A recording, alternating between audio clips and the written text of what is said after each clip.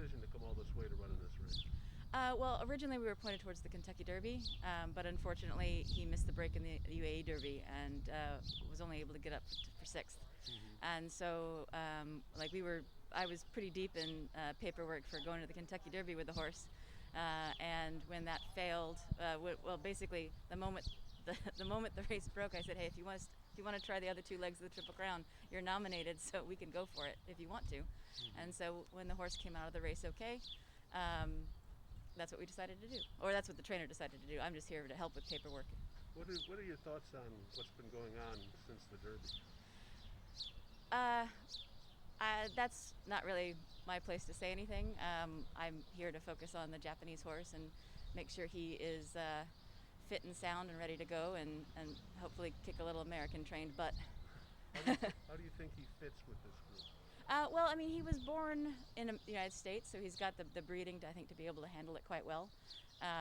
In Japan, he's shown to be quite strong. I mean, he's only at the allowance level in Japan, but the trainer had a lot of confidence in him to nominate him for the Triple Crown and to go for the UA Derby the way he did. So I think he will fit in just well with the group here that's running in the Preakness. What's it like with all the USDA guidelines? I mean, people might not be aware of that. Can you explain what you guys do that's different? With the USDA, basically, there's a complicated agreement. It's called CEM. It's a horse sexually transmitted disease.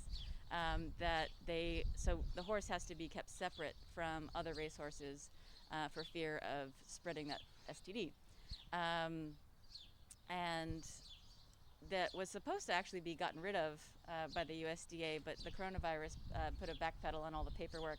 It was so close to being signed, in which case he would have had a little swab in Japan a month out, and then he could have come here and joined regular general population. And does that last all week right up to race day?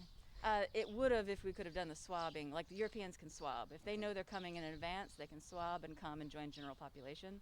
And that's what we're trying to get for the Japanese horses as well, because then I can get more horses over. Right. And that's my job to do. But this week, This week, he's going to basically be isolated the whole time. He'll be isolated going up to Belmont and isolated at Belmont the whole time. How would you describe his running style? Well, he's been kind of all over the place. He can go for the lead in Japan. The pace is pretty slow in Japan, so he would just kind of set his own pace and run away with it and run quite well. But he's also come off the pace before, so since there looks like to be a chance of having some pretty good pace in the Preakness, we'll probably won't be running that close to pace, but we want to break better than we did in the UA Derby. Mr. Morey's going to be here. He just arrived at Dulles. So he'll be making his way up here shortly. He'll be going straight to the hotel, and then this afternoon when we feed the horse, after we come feed the horse for lunch, we'll come by and see him. Now, how is Mr. Morey over in Japan? Is he like a Todd Pletcher over there? Well, the way the Japanese functions, he's a pioneer in his own right. He was the first Japanese trainer to win a Hong Kong international race, the first Japanese trainer to win an international Group 1. That was over in France.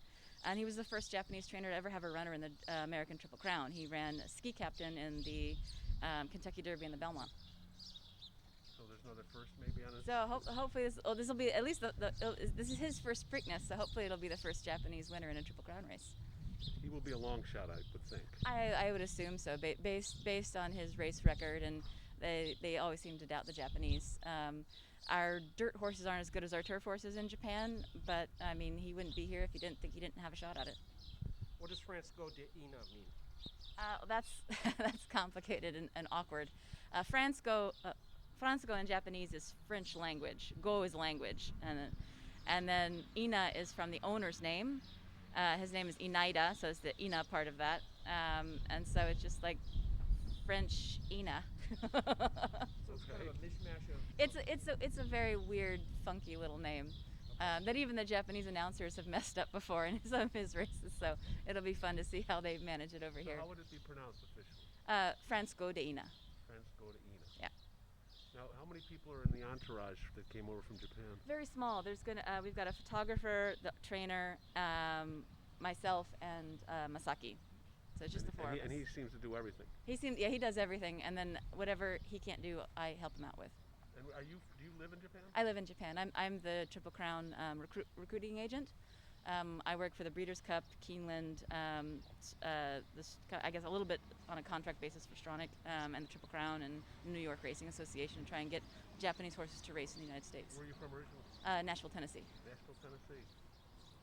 And how long you lived in Japan? Just over 13 years. Where in Japan do you live? I live just outside of Tokyo. Love it, I'll bet. Yeah, no, either they're gonna have to kick me out or I'm gonna die over there. So one of those two things. So I absolutely love it. And the owner, what is his business? He has a real estate company in Japan. His father was actually originally the owner of a lot of these horses, but his father passed away, and he took over the ownership and the company. And how old is he? I don't know. He's in his 40s. He's quite young. How old is Mr. Mori? Mr. Mori's 62. And how many horses does he train? Does he have in training right now? I don't know the exact number, but he's got a lot of foreign breds. He loves going to Keeneland and buying a lot of Keeneland September yearlings. So he has a full barn. Yeah, well, and he actually at OBS he bought the Sail Topper, the Practical Joke filly, Okay. at the OBS March. Okay. So he loves his fast sprinter types.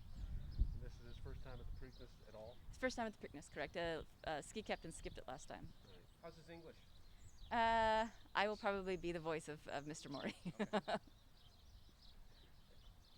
Kate, as you thank got to see him today, how do you think he handled the track? I seem to like it. I haven't had a chance to talk with Masaki yet to get a full picture, but he looked very comfortable out there.